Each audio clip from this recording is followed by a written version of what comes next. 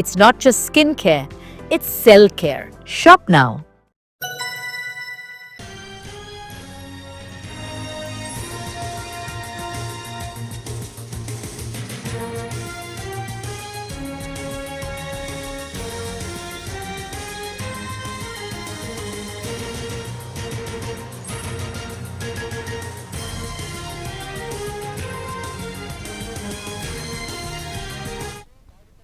అనంతపురం తాడిపత్రిలో 7 గంటల పాటు నడిచిన హైడ్రామాకు తెరపడింది. రేపు కోర్టులో వచ్చే నిర్ణయం ఆధారంగా వ్యవహరిస్తామని పోలీసులు చెప్పారు. దీంతో ఆందోళన విరమించిన కేతిరెడ్డి పెద్దారెడ్డి తిమ్మంపల్లికి తిరుగు పయనమయ్యారు. హైకోర్టు ఉత్తర్వులతో ఇవాళ ఉదయం తాడిపత్రికి బయలుదేరిన పెద్దారెడ్డిని పోలీసులు అడ్డుకున్నారు. దీంతో రోడ్డుపై కుర్చీ వేసుకుని కూర్చొని నిరసన తెలిపారు పెద్దారెడ్డి. అక్కడే భోజనం కూడా చేశారు. ఆయనను కలిసి సంఘీభావం తెలిపారు వైసీపీ మాజీ ఎంపీ గోరంట్ల మాధవ్.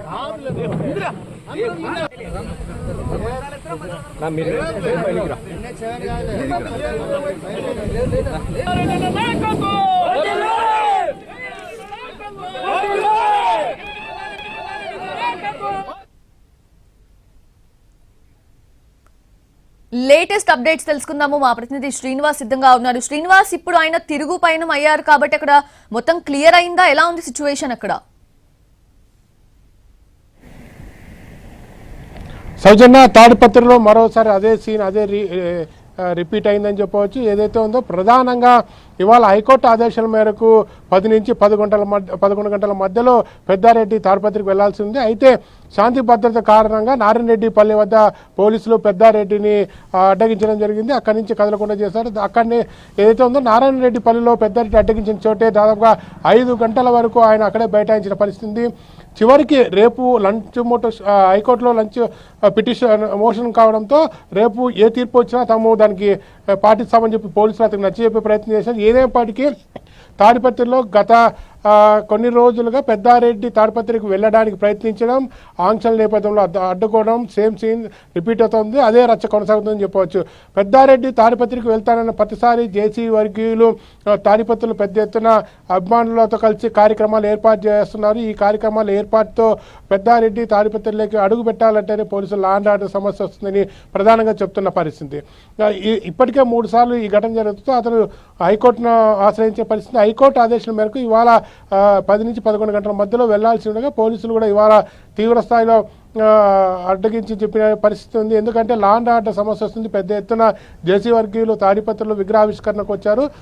అక్కడికి వెళ్తే లా అండ్ ఆర్డర్ సమస్య వస్తుందని చెప్పి వెనక్కి పంపించిన పరిస్థితి ఉంది. ఇదే సమయంలో జేసీ ప్రభాకర్ రెడ్డి కూడా మీడియా సమావేశంలో మాట్లాడడం జరిగింది.